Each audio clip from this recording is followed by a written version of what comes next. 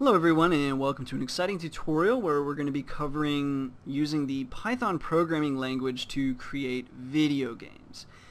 Video games, despite being fun and mostly for hobby, are actually some of the most complex and challenging things to code and program, especially in this day and age.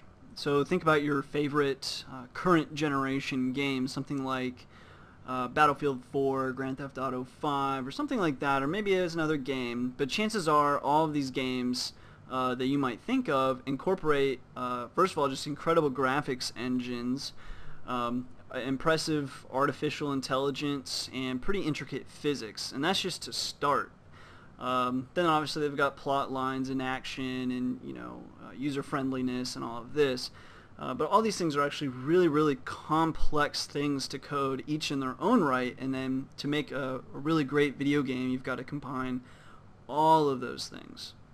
So naturally this not only makes game development a fantastic topic to consider when learning a programming language, but it also makes it a very challenging topic to tackle because you have to learn about all of these things at once. So this is where Python can come in, and it actually helps to make the experience quite nice. So Python is a fairly programmer-friendly or fairly newbie-friendly programming language, especially with its syntax. So even if you're not already an experienced developer in Python, or maybe you've never even programmed once in your life in Python, you should be able to at least follow along. But chances are, if you were to look at some code, besides understanding the purpose of functions and all of this, but you should be able to understand the syntax, what's happening. You've got while statements, and usually the while statement is pretty black and white. You understand what it's asking, an if statement, and that kind of thing. And then for loops,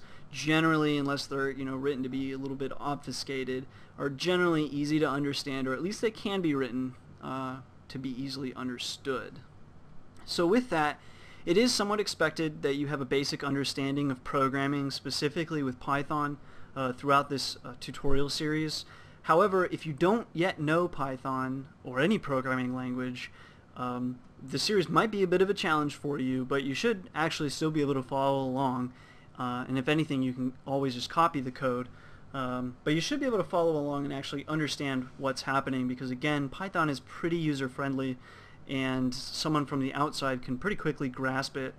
And that's why I think that Python is such a great language to start with, and learning to develop games is actually a pretty good way to embark on your journey as a programmer, because it will cover a lot of topics.